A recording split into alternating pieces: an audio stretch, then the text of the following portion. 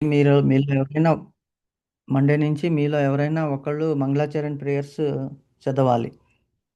So మనం అలా ఒక్కొక్కళ్ళు రోజుకి ఒక్కళ్ళు చదువుకుంటే అది కూడా మనకి బై హార్ట్ అయిపోతుంది. సరేనా? మంగళాచరణ్ ప్రేయర్స్ ఉంది కదా మీ దగ్గర? లేకుంటే అందులో పిన్ చేయండి మాతాజీ ఎవరైనా. మనకి పిన్ చేస్తే అందులో ఉంటుంది. సరేనండి? బుక్ లో ఉంటుంది కదా ప్రభుజీ, పుస్తకంలో ఉంటుంది. భగవద్గీత. ఒకవేళ పుస్తకం అందరి దగ్గర ఉందా పుస్తకాలు? హరిబోల్. ఉంది ప్రభుజీ. అందరి దగ్గర ఉంది ప్రభుజీ. ఓకే మాతాజీ. సో మీరు మంగళాచరణ్ ప్రేయర్స్ రోజుకి ఒక్కళ్ళు చదవాలి. Okay. So that we get by hearted. అంటే మనము వింటున్నాము కానీ చెప్పడం వలన ఇంకా మనకి అది రీఇన్ఫోర్స్ అవుతుంది అనమాట. అందులో అసలు వేడుకోవడము. సో నలుగురు వింటున్నారన్నప్పటికీ మనకు కూడా అందులో ఫోకస్ ఎక్కువ ఉంటుంది. మనంతటా మనం తప్పులు చేసుకున్నా కూడా పర్లేదు అని వదిలేస్తాం. కానీ నలుగురు ముందు ఉన్నప్పుడు మనకి ఆ అవేర్నెస్ అని ఉంటుంది, అటెన్షన్ ఎక్కువ ఉంటుంది అనమాట. దాంతో అది మనకి బై హార్ట్ అయిపోతుంది. అలాగనమాట. ఈవెన్ ఈ హరే కృష్ణ మనకి క్లాసెస్లో కూడా ఈ హరే కృష్ణ మంత్రాలు చదవడము, శ్లోకాలు చదవడము, ఇవన్నీ కూడా ఈ క్లాస్లో ఉన్నప్పుడు బై టర్న్స్ చదివించేవాళ్ళు. సో దట్ ప్రతి ఒక్కళ్ళు కూడా ఆ చదివి ఇప్పుడు అందుకే మనం కూడా చేస్తున్నది అదే. ఎందుకు చెప్పిస్తున్నామంటే సో దట్ పలుకు క్లియర్ అవుతుంది, అర్థమవుతుంది, అందులో మనం ఫోకస్ కూడా ఉంటుందన్నమాట. సో నెక్స్ట్ అంటే మీరందరూ కూడా ఇప్పుడు you should be able to spread Krishna's consciousness. మనకి భగవద్గీత, భాగవతం క్లాసెస్ నడుస్తుంటాయి. అయినప్పటికీ మీకు వీలైనప్పుడు మీ సర్కిల్స్లో ఉన్న వాళ్ళని కూడా మీరు చేర్చుకుని వాళ్ళకి ఇది ఆ, బోధించేలాగా మీరు తయారవ్వాలన్నమాట. సో అలా ప్రయత్నం చేద్దాం మనం. ఓకే మాతాజీ, మంగళాచరణ ప్రేయర్ స్టార్ట్ చేద్దాం. ఓం అజ్ఞానం తిమిరాంధస్య జ్ఞానాంజనశలాకయా చక్షుర్మున్మిళితం येन తస్మై శ్రీ గురవే నమః. శ్రీ చైతన్య మనోభీష్టం స్థాపితం येन భూతలే స్వయం రూప కదా మह्यं దదాతి స్వపదాంతికం. వందేహం శ్రీగురో శ్రీయుతపదకమలం శ్రీగురూన్ వైష్ణవాంచ చ శ్రీరూపం సాగ్రజాతం సహగణ రఘునాథాన్వితం తం సజీవం సాద్వైతం సావధూతం పరిజనసహితం కృష్ణచైతన్యదేవం శ్రీరాధాకృష్ణపాదాన్ సహగణ లలితా శ్రీవిశాఖాన్వితాంశ. नमो ओं विष्णुपादाय कृष्णप्रेष्ठाय भूतले श्रीमते भक्तिवेदान्तस्वामिनीति नामिने नमस्ते सरस्वती देवी गौरवाणी प्रचारिणी निर्विशेष शून्यवादी पाश्चात्यदेशतारिणे वाञ्छाकल्पतरुभ्यश्च कृपा सिन्धुभ्य एव च पतितानां पावनेभ्यो वैष्णवेभ्यो नमो नमः. नमो महावदान्याय कृष्णप्रेमप्रदायते कृष्णाय कृष्णचैतन्यनाम्ने गौरत्विषे नमः. हे कृष्णा करुणा सिन्धो दीनबन्धो जगत्पते गोपेश गोपिकान्त राधाकान्त नमोऽस्तुते. तप्त कांचन गौरांगी राधे वृंदावनेश्वरी वृषभानुसुते देवी प्रणमामि हरिप्रिये नीलांचल निवासाय नित्याय परमात्मने बलभद्र सुभद्राय जगन्नाथाय ते नमः. जय श्री कृष्ण चैतन्य प्रभु नित्यानंद श्री अद्वैत गदाधर श्रीवासादि गौर भक्तवृंद. हरे कृष्णा कृष्ण कृष्ण हरे हरे हरे राम राम राम हरे हरे. हरे कृष्ण कृष्ण कृष्ण हरे हरे. हरे राम राम हरे हरे. हरे कृष्ण कृष्ण कृष्ण हरे हरे. हरे राम राम हरे हरे. एकं शास्त्रं देवकी पुत्रगीतम् एको देवो देवकी पुत्र एव च एको मन्त्रस्य तस्य नामानि यानि कर्मस्येकं तस्य देवस्य सेवा.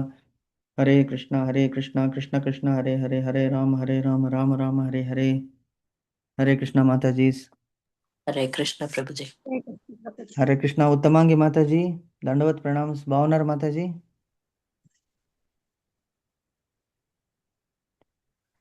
ఓకే మాతాజీ, మనము శ్లోకాలు స్టార్ట్ చేద్దాము. సో 41st శ్లోకం అనుకుంటాను ఈరోజు. ఫస్ట్ చాప్టర్ 41st శ్లోకాన్ని మనం అప్పచెప్పుకుందాము. 43 ప్రభుజీ. 43 ఓకే.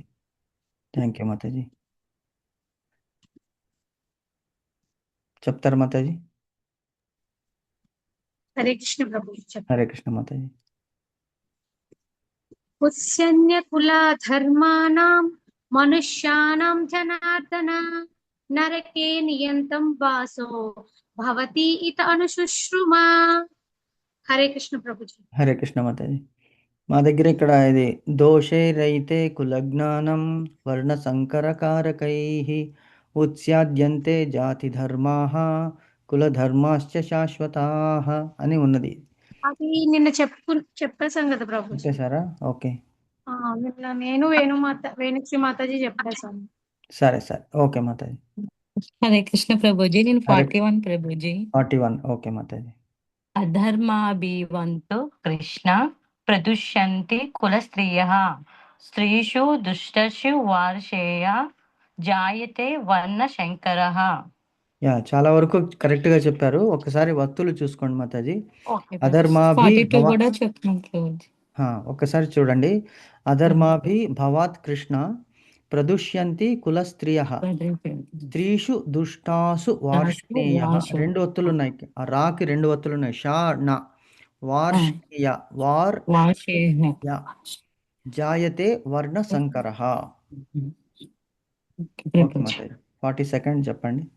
42 ప్రభుజీ. ఆ, శంకరో శంకరో శంకరో కాదు నరకాయ మాతాజీ, శంకరో. సారీ ప్రభు, శంకరో ఆ, నరకాయేవ కులజ్ఞాన కులశచ్ కుల కులస్యచ కులశచ కులస్యచ శచ కులశాహచ. అంతేనా ప్రభుజీ? కులస్ య కు సా య సా య కులస్ యచ. కులశచ కులస్ అనండి. కులస్ కుల కులస్ కులాష్ యచ. కులశాయచ షాయచ కాదు మాతాజీ, కులస్ యచ. కులశాయచ. మీరు దీర్ఘం తీస్తున్నారు. దీర్ఘం తీ ఓకే కులస్ ప్రభుజీ. యచ. కులాచ కులశ ఉమ్, యా చ ప్రభుజీ. కులస్ యచ. కులశచ ఉమ్, పతంతి పితరో హేష ఉమ్.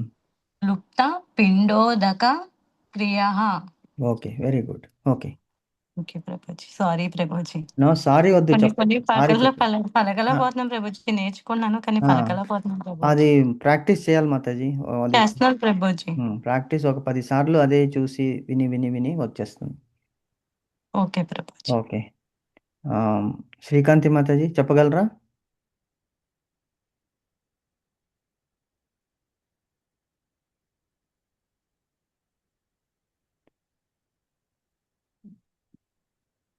హరిబోల్. లావణ్య మాతాజీ చెప్తారా?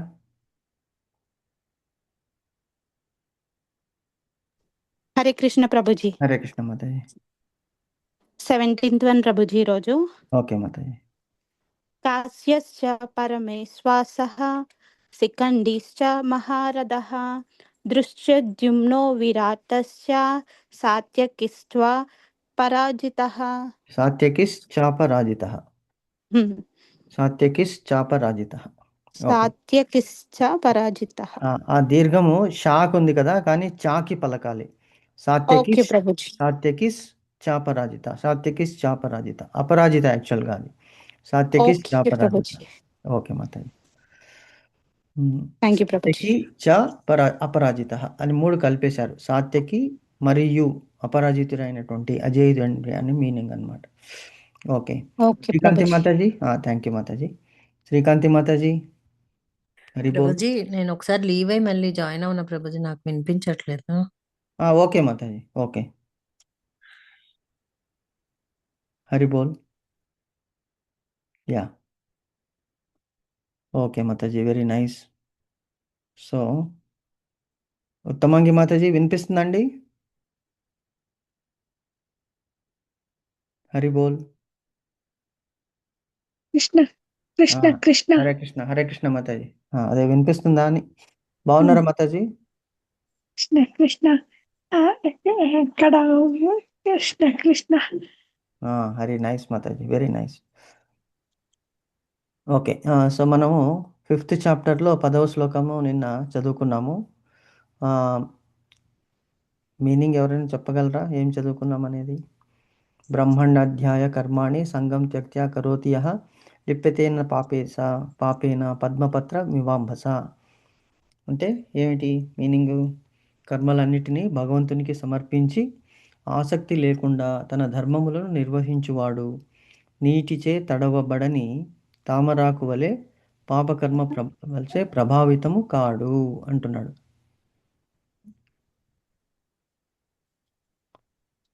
ఓకే. సో నిన్న అదంతా చదువుకున్నాం మనము. హరే కృష్ణ శ్రీకాంతి మాతాజీ వినిపిస్తుందండి? హరే కృష్ణ ప్రభుజీ. ప్రభుజీ నేను మండే చెప్తాను Prabhuji. Okay Mataji, no problem. అన్నీ మండే చెప్తాను ప్రభుజీ. సరే సరే, ఓకే మాతాజీ. యా. సో నిన్న 10వ శ్లోకం చదువుకున్నాం మాతాజీ, మొత్తం అయిపోయింది. లాస్ట్లో కొద్దిగా ఉంది, మనము అది చదువుకుంటున్నాం. ఏమని అంటే నీటిలోని తామరాకు తడవబడనట్లుగా అది మన పాపకర్మ ఫలాలకు అతీతమగును. ఏమి అతీతమవుతుంది అంటే చేసేటువంటి కర్మలు ఎప్పుడైతే భగవంతునికి సంకల్పిస్తామో, భగవంతుని గురించి చేస్తామో, అప్పుడు మనం ఈ ప్రపంచంలో ఉంటున్నాము. ప్రపంచంలో ఉంటున్నప్పుడు మన ఇంద్రియాలన్నీ కూడా వేరే వేరే విషయాలపై కేంద్రీకరిస్తూ ఉంటుంది. అప్పుడు సహజం అన్నమాట, మన అటెన్షన్ అనేటువంటిది డైవర్ట్ అవుతూ ఉంటుంది.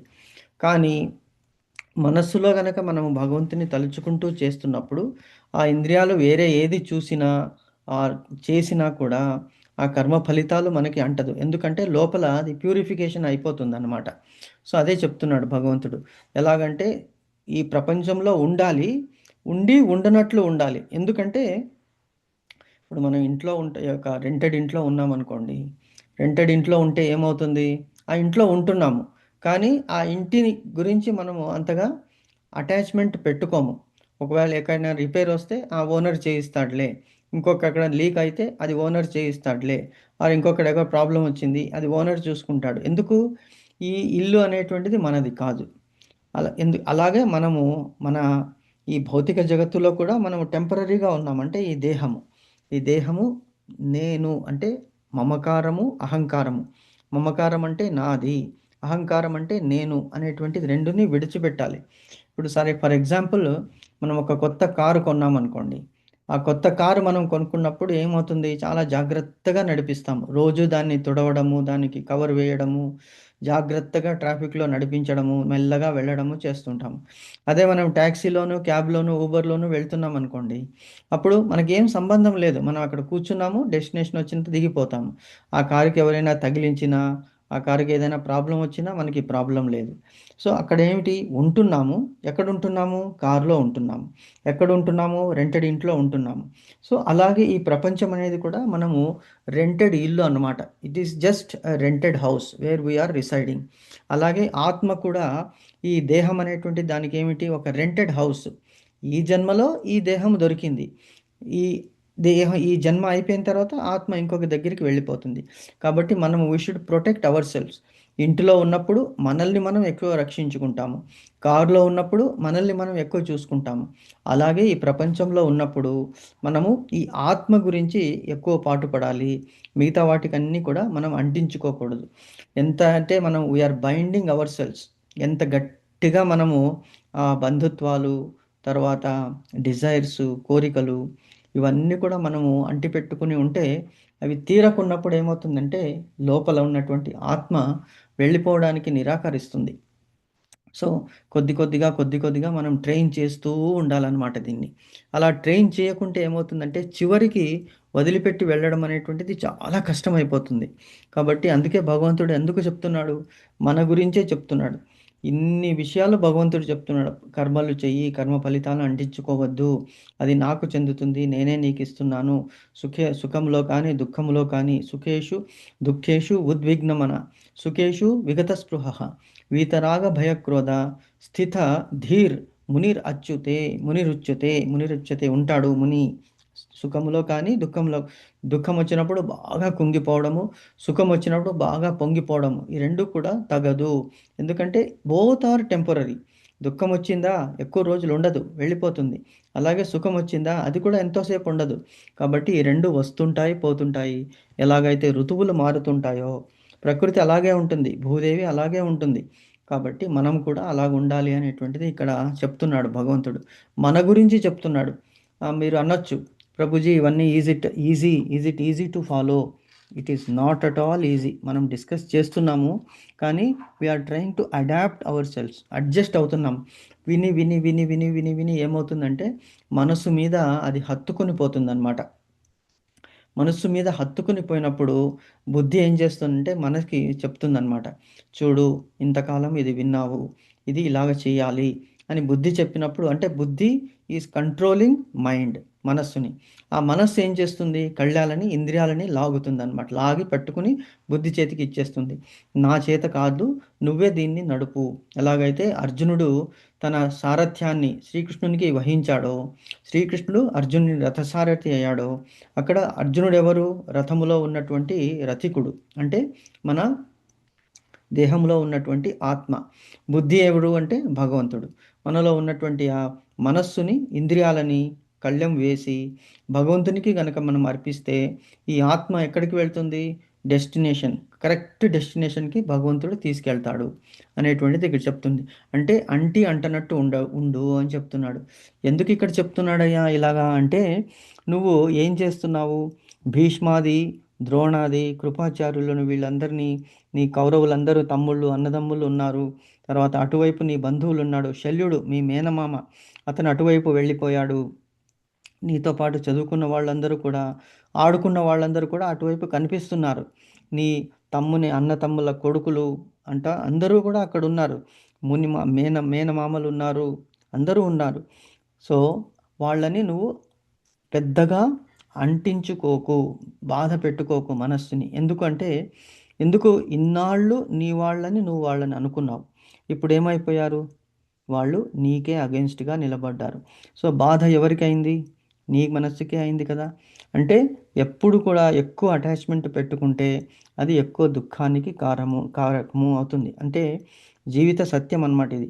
మనం ఎవరినైతే ఎక్కువ ప్రేమిస్తామో వాళ్ళతోనే మనము ఎక్కువ కష్టము అనుభవిస్తాం. ఎందుకంటే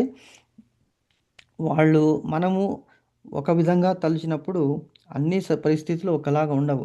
సో వాళ్ళు కూడా మనల్ని అంతే ప్రీతిస్తారని అనుకోవడము తప్పు. ఎందుకంటే అదే భగవంతుడు చెప్తున్నాడు, ఒక్కొక్కళ్ళకి ఒక్కొక్కళ్ళ మీద అనురాగము ఉండొచ్చు, ద్వేషము ఉండొచ్చు. కానీ అనురాగము, ద్వేషము లేకుండా సమభావనతో నువ్వు గనక ఉంటే, అంటే ప్రపంచంలో ఉంటున్నావు, నీ కర్తవ్యం ఏమిటని తెలుసుకో, కర్తవ్యాన్ని, నీ వర్ణాశ్రమ ధర్మాలను నిర్వహించు. అంతేకాని ఎక్కువ అంటి పెట్టుకుంటే దానివల్ల బాధలే ఎక్కువ అవుతాయి. అప్పుడు నిన్ను ఓదార్చుకోవడానికి ఎవరు రారు. మనమే మనల్ని ఓదార్చుకోవాలి. అప్పుడు ఇంకా దుఃఖం ఎక్కువ అవుతుంది. అరే వీళ్ళ గురించా మనం ఇంత చేశాము, వీళ్ళ గురించా ఇంత చింతించాము అనేటువంటిది. కాబట్టి మన ఆత్మ ఉద్ధారణ కొరకు భగవంతుడు ఈ భగవద్గీతని చెప్పాడు. ప్రతి ఒక్కళ్ళకి ఇండివిజువాలిటీ, చేసే పనులు చేయాలి, ఎక్కువ అటాచ్మెంట్స్ అనేది పెట్టుకో. ఏ విషయంలో అయినా, రిలేషన్ విషయంలో కానీ, ఆశల విషయంలో కానీ, మన యొక్క వస్తువుల విషయంలో కానీ, అన్నీ కూడా everything is temporary. Nothing in this world is permanent. కాబట్టి only thing that is permanent is Krishna. Because అతడు అనాదిరాదిర్ గోవింద. ఆత్మ కూడా పరమాత్మని అంశము కాబట్టి అది కూడా పర్మనెంట్గా ఉంటుంది అన్నమాట.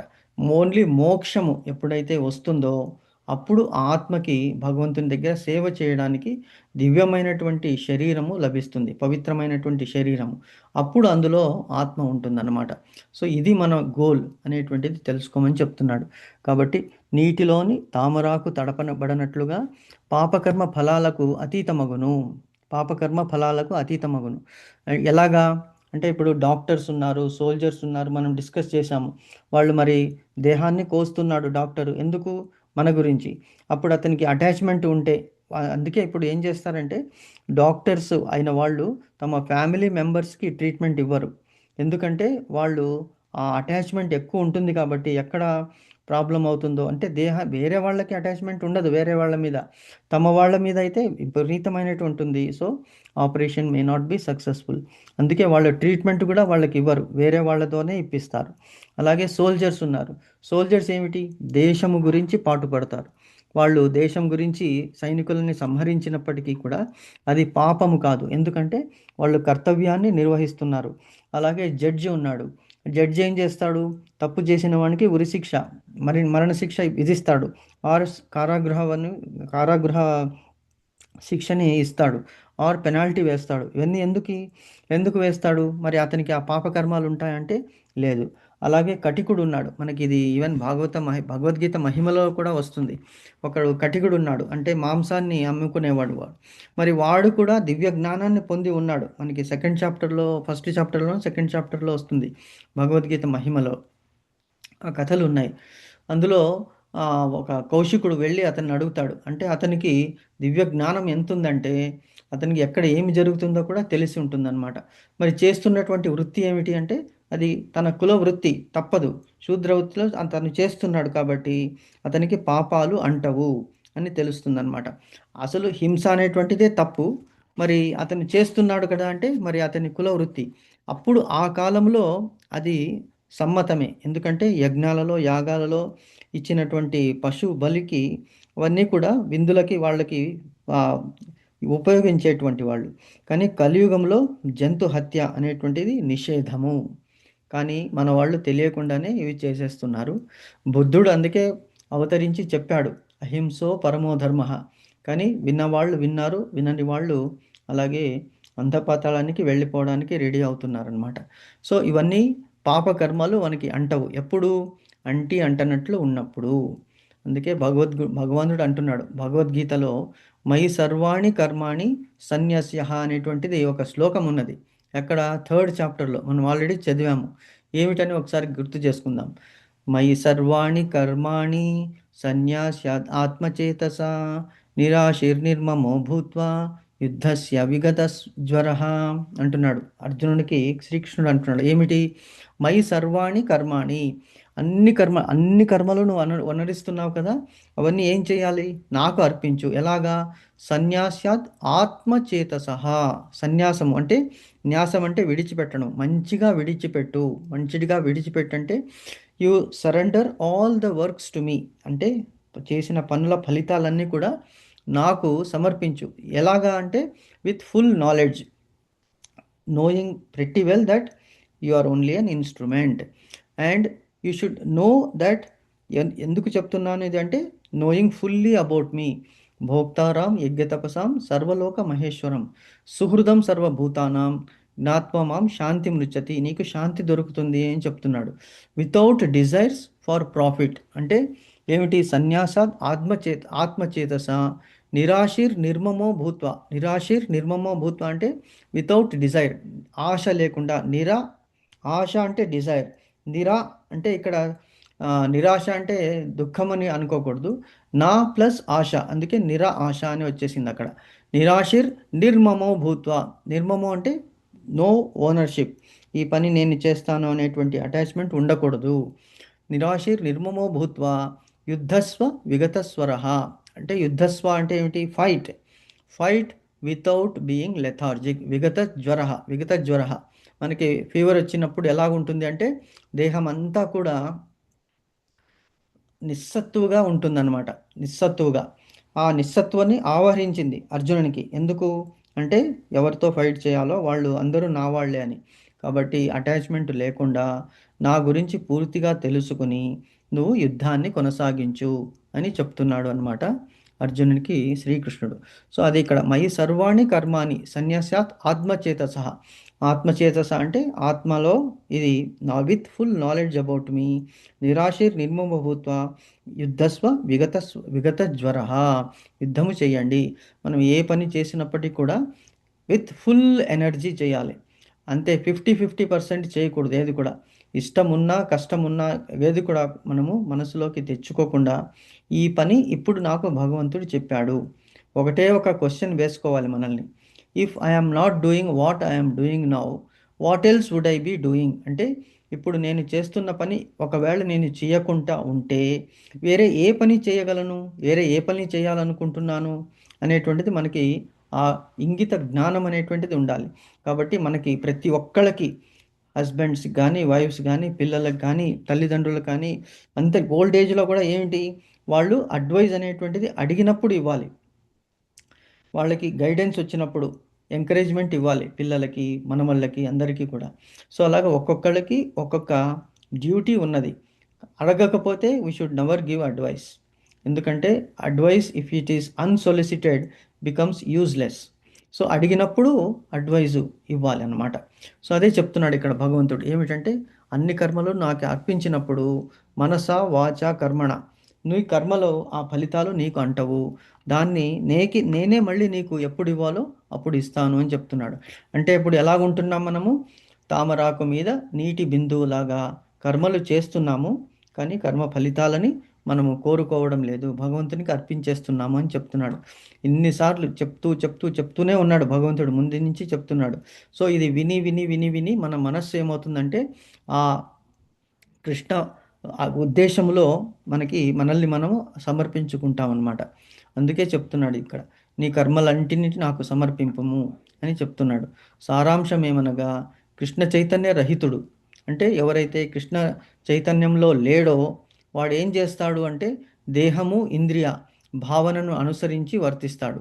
దేహం అంటే నేనే దేహము, ఈ దేహానికి సంబంధించిన ఇంద్రియాలే నేను అని భావించి దాన్ని ప్లీజ్ చేయడానికి తన జీవితం అంతా వెచ్చించేస్తాడు. ఎవరు? కృష్ణ భావనామృతము తెలియనటువంటి వాడు. కాబట్టి కృష్ణ చైతన్యవంతుని దేహము అంటే he is distinguishing between two people, those who are in Krishna consciousness and those who are not in Krishna consciousness. శ్రీకృష్ణుని దేహము శ్రీకృష్ణుని సొత్తు. ఇది మనదేంటి? We are in leased body. ఆత్మ ఎక్కడున్నది? దేహం ఎవరిచ్చారు? కృష్ణుడు ఇచ్చాడు. కాబట్టి ఈ దేహం ఎవరికి చెందుతుంది? కృష్ణునికి చెందుతుంది. కాబట్టి మనం టెంపరీగా ఇక్కడ ఉన్నాము అని అనుకుని దాన్ని శ్రీకృష్ణుని సేవలోనే వినియోగించవలెను. అంటే మనము మాస్టర్కి ఎలా సర్వ్ చేస్తాము? మనకి ఎంప్లాయ్మెంట్ ఎవరు ఇచ్చారు? ఆ ఎంప్లాయర్ అంటే బాస్ని ప్లీజ్ చేయడానికి మనం జీవితం అంతా కూడా వెచ్చిస్తాము. దానికి ఫలితం ఏమిస్తాడు భగవంతుడు? ఒక ఇన్స్టిట్యూషన్లో అందరూ ఒకే లెవెల్లో ఉన్నారు, పని చేస్తున్నారు, కానీ ఒకళ్ళకి ప్రమోషన్ వస్తుంది, ఒకళ్ళకి ప్రమోషన్ రాదు. ఒకరికి మంచి ఇంక్రిమెంట్ వస్తుంది, ఇంకొకరికి అంత మంచి ఇంక్రిమెంట్ రాదు. ఒకరికి మంచి చోట పోస్టింగ్ వస్తుంది, ఇంకొకరికి మంచి చోట పోస్టింగ్ రాదు. ఎగ్జాంపుల్స్ ఎందుకు చెప్తున్నామంటే ఎవరైతే బాస్ని మెప్పిస్తారో వాడిని బాస్ చక్కగా చూసుకుంటాడు. ఎందుకు? బాస్ చెప్పిన మాట వాడు వింటున్నాడు కాబట్టి. ఎవరైతే వినరో, కృష్ణ చైతన్య రహితంలో లేడో వాడు ఏం చేస్తున్నాడు? మొత్తం జీవితం అంతా కూడా వేస్ట్ చేసుకుంటున్నాడు అనేటువంటిది ఇక్కడ కృష్ణుడు మనకి చెప్తున్నాడు అనమాట. కాబట్టి మన దేహాన్ని శ్రీకృష్ణుని ఆస్తి, సొత్తు, ఇది శ్రీకృష్ణునికి చెందుతుందని ఆపాద మౌలి పర్యంతం అంటే పాదము నుంచి తల వరకు శ్రీకృష్ణునికే మన దేహాన్ని సమర్పించాలి అని చెప్పేటువంటి జ్ఞానము ఇందులో ఉన్నదన్నమాట. సో ఈ శ్లోకం చాలా ఇంపార్టెంట్. ఎస్పెషలీ పద్మపత్ర మివాంభస, తామరాకు మీద నీటి బొట్టు ఎలాగుంటుందో మనం కూడా ఈ జగత్తులో తామరాకులాగా ఉండాలి, అంటించుకోకూడదు అని చెప్తున్నాడు అనమాట భగవంతుడు. క్లియర్ అయిందా మాతాజీ? ఓకే. హరే కృష్ణ మాతాజీ. ఇది మొన్న చెప్పుకున్న దానికి ఇదే మీనింగ్ కదా ప్రభుజీ? ఆ రోజు అవును. నేను అడిగిన దానికి మీరు చెప్పారు కదా ప్రభుజీ, ఆ, అంటే అటాచ్మెంట్స్ ఏమీ లేకుండా అది. ఎస్, అటాచ్మెంట్స్ లేకుండా చేయాలి. అహంకారము మమకారము వదిలి కృష్ణ భావనామృతంలో కృష్ణునికి సమర్పించాలి అని మనం అనుకున్నాం. సో అదే మాటి మాటికి అదే చెప్తున్నాడు కృష్ణుడు, కానీ వేరే ఎగ్జాంపుల్స్ చెప్పుకుంటూ వస్తున్నాడు. మొత్తం సమ్మరీ ఈస్ ద సేమ్, కర్మ సన్యాసము చేయొద్దు, కర్మ యోగము చెయ్యి అని. ఓకే, 12th శ్లోకం చదువుతాం మాతాజీ. ఇంకేమైనా డౌట్స్ ఉన్నాయా ఇందులో? క్వశ్చన్స్ ఏమైనా ఉన్నాయా? 5.1 11th చదవాలి కదా Prabhuji? 11th. Okay, correct. 5.11 correct. Okay, ఏం క్వశ్చన్స్ లేకుంటే will go to 5.11.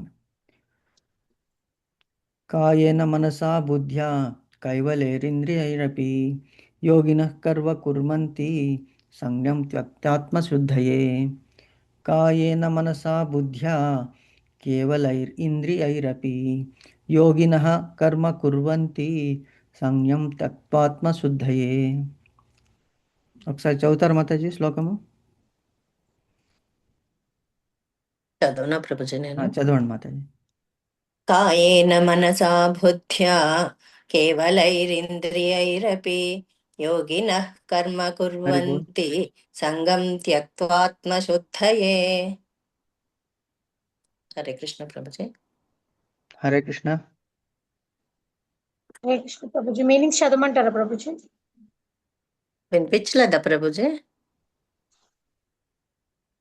Hare Krishna Prabhuji.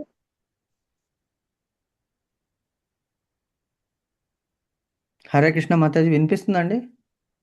మీది మాకు వినిపిస్తుంది వినిపిస్తుంది ప్రభుజీ. మేము ప్రభుజీ. మాట్లాడేది మీకు వినిపిస్తుందా? ఇప్పుడు వినిపిస్తుంది మాతాజీ, మధ్యలో ఎందుకో బ్రేక్ అయినట్టుంది. Okay okay. ఆ,